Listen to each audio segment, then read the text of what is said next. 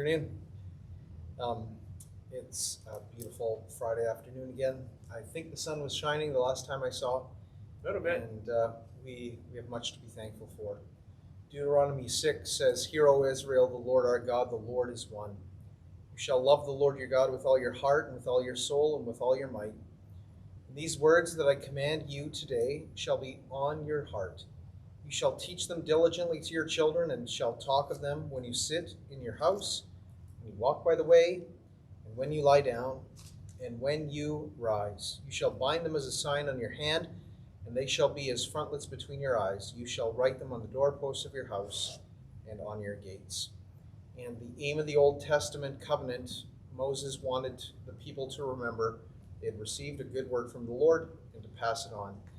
We spent a fair bit of time on Wednesday evening just updating you as a congregation as to what we're aiming for in terms of serving you and coming alongside of you in ministering to your families.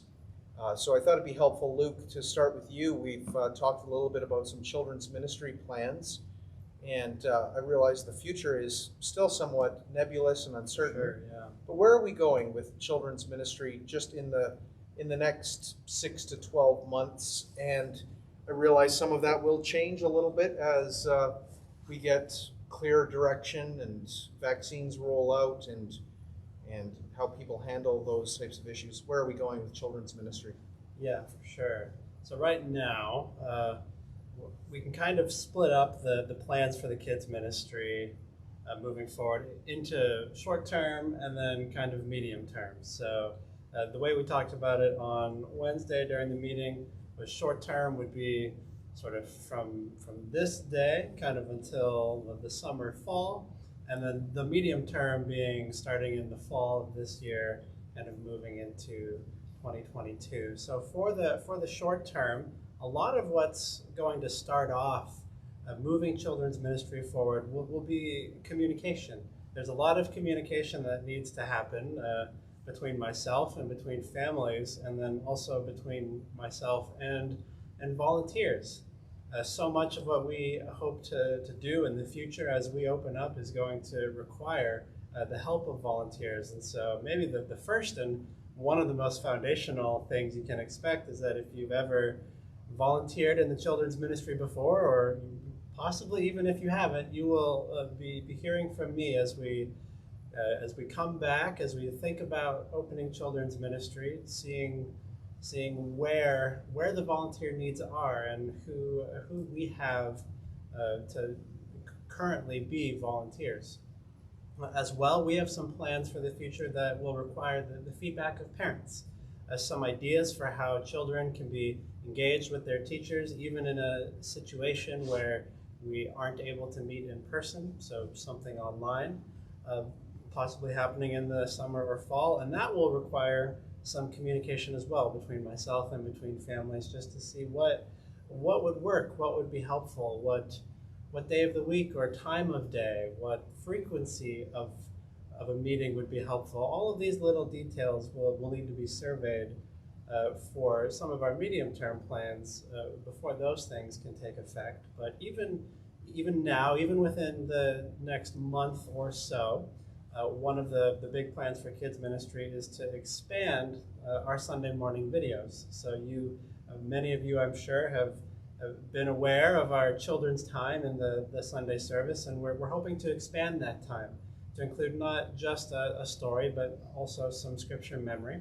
also even some music for kids to sing and enjoy and to learn from, but also for families to participate in. I've got some ideas where families will be able to record themselves singing and doing the actions to serve the rest of the congregation, and that would be a way for you and your family and for other families to be more involved in sort of participating in those children's moments.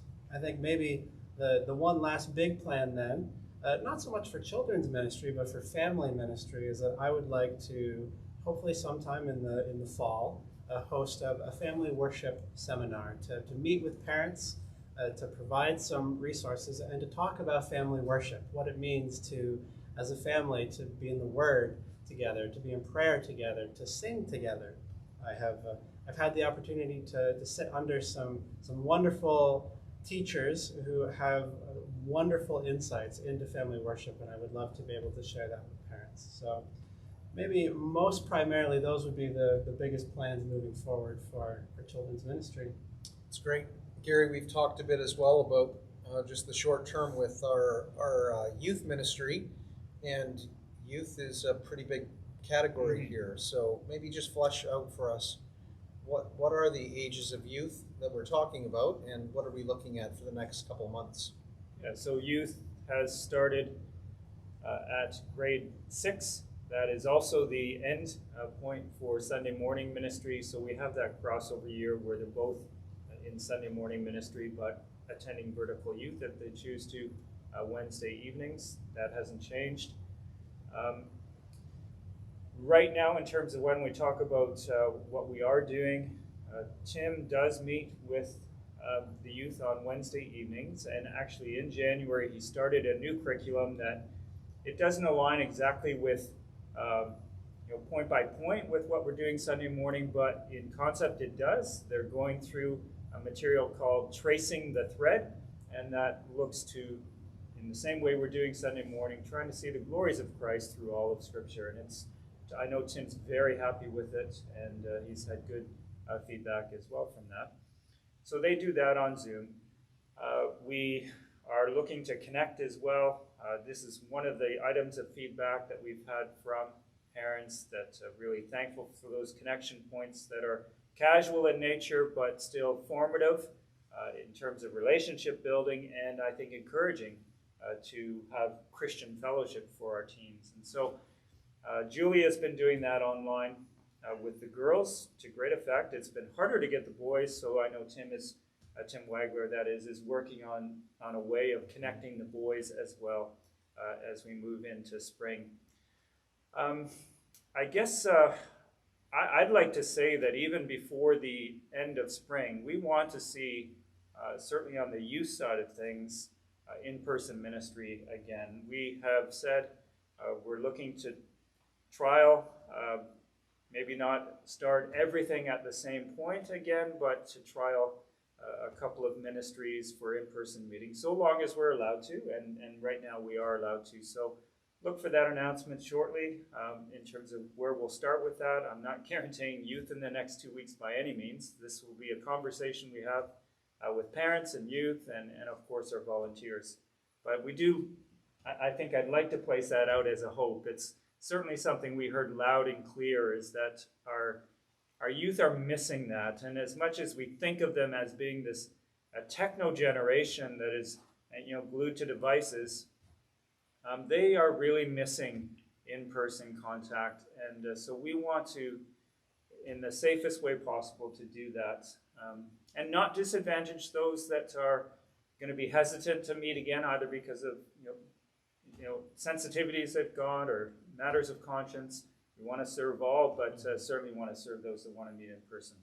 So that's one thing. But then I think just still in terms of the short term, Andrew, we're really thinking of how do we recast youth ministry to better serve our families in discipleship and to encourage them along their discipleship efforts. And so that's a big part. That's more along the lines of the leadership of the church and how do we do that. So we put our thinking caps on. We're praying about this. The elders, it's been a topic around the elder table more than once. We care about our families, even though we're not.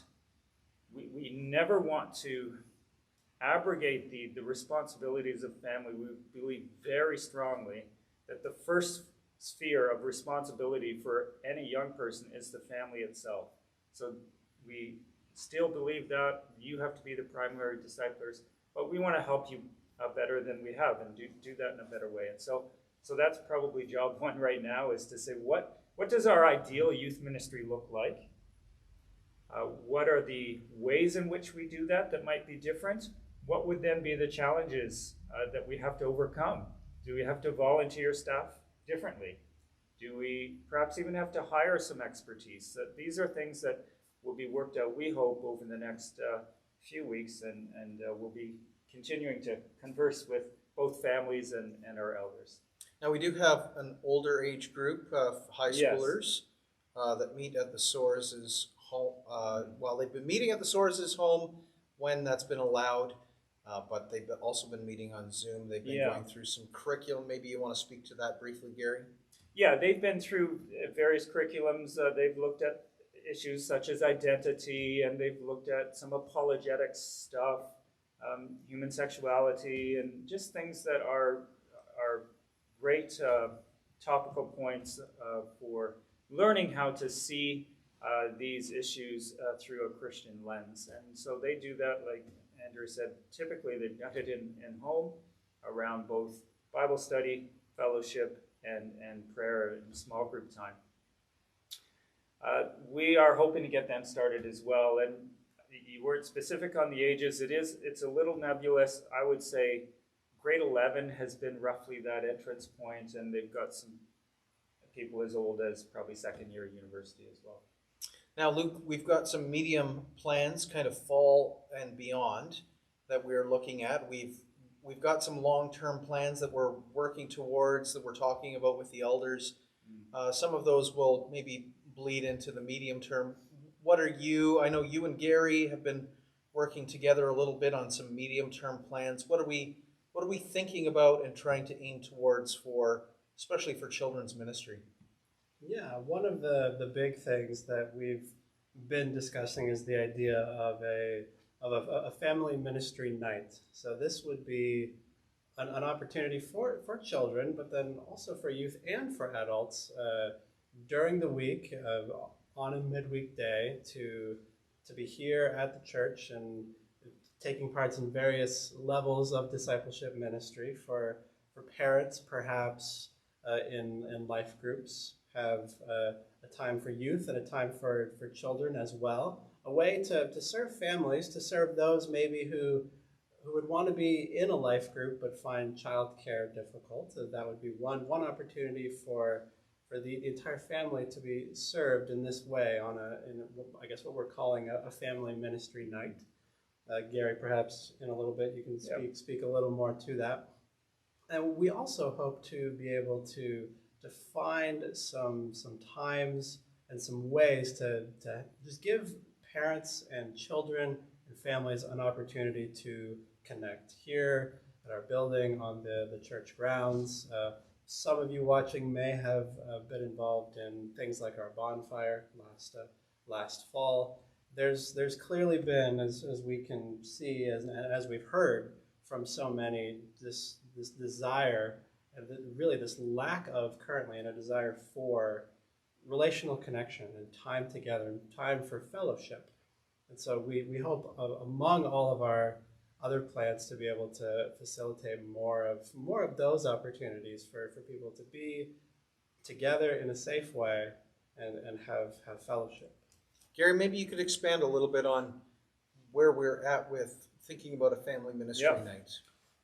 You know what? I would say this has been driven more by ministry to the adults than anything.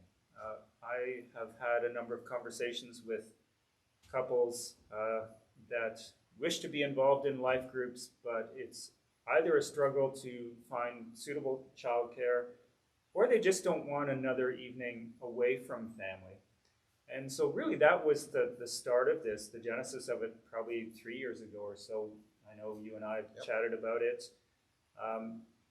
So it's really to serve parents and to get them into a life group. So in that way, we'd have a couple of the rooms set aside here, depending on how many people are willing to come along, and just have them do life group and do it on, I'd say, a Wednesday night at the same time that we have already vertical youth programming. And then to Luke's point, we'd have childcare right from the cradle through some type of programming for those that are beyond toddler age but not quite at vertical youth age, right? So it would be a whole family experience. You're together at least in the same building and serving discipleship in that way. So one of the things that we want to make sure that we're clear about is, as a church, is that we are coming alongside you. We are not replacing what you can do. We are supplementing what you can do. That's why Deuteronomy 6, it's so clear that it's as you walk along the road, as you're putting your kids to bed, as you're sitting down around the table, that Christ is a regular part of everyday normal interactions. So I think of how often when I'm putting my children to bed, there are questions that are coming up. They want to talk. And as much as I'd like to get them tucked in and turn off the lights and get on with my day, there can be a selfishness that as parents we can have and forget that these are the discipleship moments. And so part of family ministry is to equip you so that whether it's around the table as you have some family worship or just having a conversation where your kids are bringing up things that happened at school or with friends or at a play date or another activity, that you have some Christian frameworks that you can be building off of and working into your kids' lives as well. So that's not just family worship, it's just integrating Christ into all of life. And so we're not trying to replace that. We're not trying to become the professionals, and so that you can outsource your Christian parenting to the pros. We can only do a little bit in an hour, 2, or even 3 in a week. But you have hours and hours every week, so that's why Deuteronomy commends passing that on. We do have some gaps as well. In order to get from where we're at now to where we'd like to go, it's going to require a fair bit of us. So Gary, we've talked and we spent a lot of time at the elder level talking about these gaps. What specifically are those gaps, and what do we need to be aware of as a church? Maybe what are we asking from our congregation?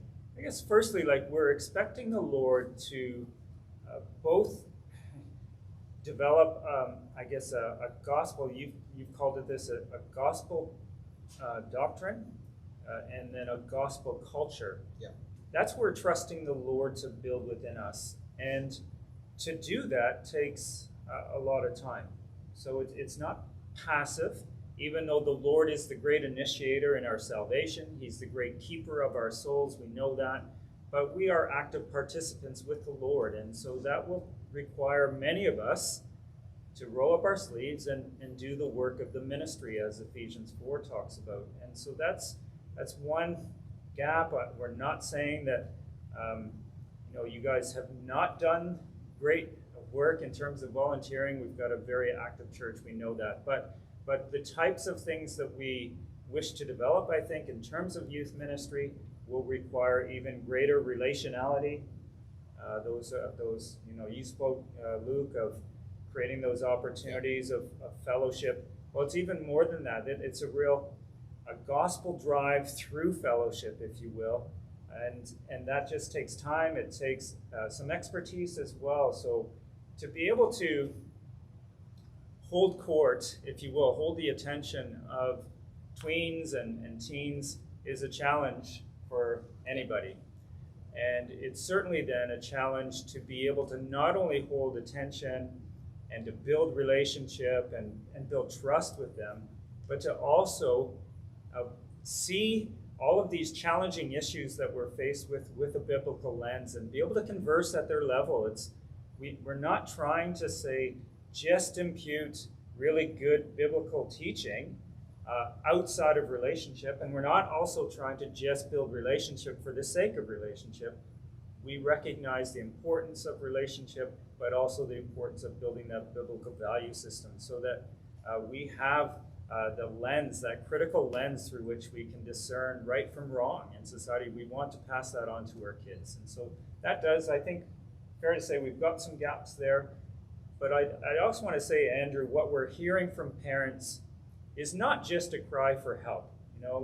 That's right. Yes, it is that, because it's hard raising kids. It always has been, and it's certainly hard these days. But I also hear, I think, a real willingness to do what it takes. Yeah.